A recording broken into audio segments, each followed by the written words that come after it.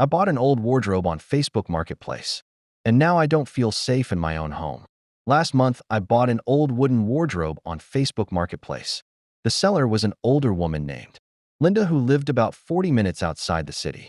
When I arrived, the wardrobe was already standing on her porch like she didn't want me.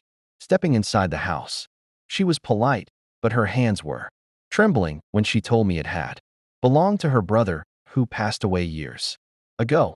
I didn't think much of it. People sell sentimental things all the time. A few days later, I finally had time to clean the wardrobe and set it up in my bedroom. While removing a shelf, I noticed that the back panel didn't align properly. It was barely noticeable, but the wood had a thin gap running down one side, like it had been opened before and put back badly. Curiosity got the better of me, so I carefully slid a flat screwdriver behind the panel. With a soft crack, the entire backboard lifted outward. Behind it was a small hidden compartment. Inside were three things: a faded envelope tied with a string, a small brass key, and a thin leather notebook that looked like it hadn't been touched in decades.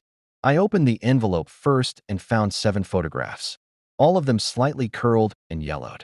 Each photo showed the same man in his early 30s, sometimes smiling, sometimes looking tense. And in one he was standing near a wooded area, turning his head like someone had called out to him. On the back of that photo was written, August 12, 1979, last day. The notebook was even stranger. Only a few pages had writing. The first entry said, "If you're reading this, then I never found the courage to tell the truth." The handwriting was shaky, rushed.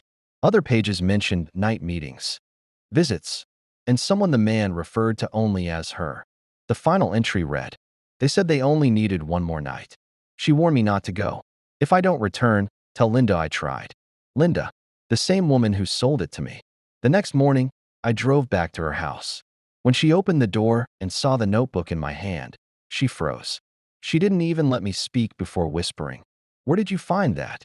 I explained about the hidden compartment. Her eyes filled with tears instantly. She told me her brother went missing in August 1979.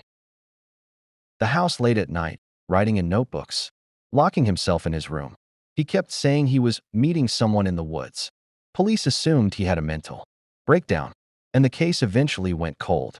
Linda took the notebook from my hands and said quietly, "You weren't supposed to see any of this," before shutting the door.